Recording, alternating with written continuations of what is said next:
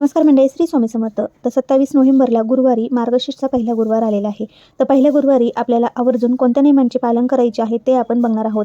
तर पहिला नियम असा आहे, गुरुवारी चुकूनही आपल्याला केस हे धुवायचे नाही, कारण की आपल्या कुंडलिकेतील गुरुग्रह हा आपण गुरुवारी केस धुतले तर कमजोर होत असतो.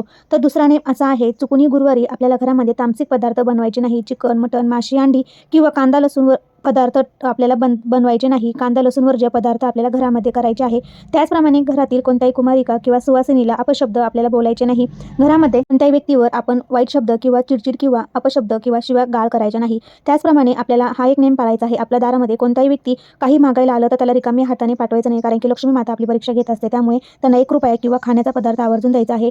त्याचप्रमाणे तुम्हाला सुतक, मासिक, विटा असेल तर तुम्हाला हा गुरुवारी फक्त उपवास करायचा आहे. पूजा आपल्याला मांडायची नाही. मासिक धर्म असेल तर इतर कोणत्याही व्यक्तीकडून तुम्ही घरामध्ये पूजा मांडून घेऊ शकता. फक्त तुम्ही मनोभावे उपवास करायचा आहे. बऱ्याच ठिकाणी उपवास हा गोड पदार्थ खाऊन केला जातो. तुम्हाला शक्य असेल त्या फलाहार किंवा तुम्ही खिचडी खाऊन देखील उपवास करायचा आहे. जसं आपल्या शरीराला सहन होईल तसा उपवास तुम्ही करावा.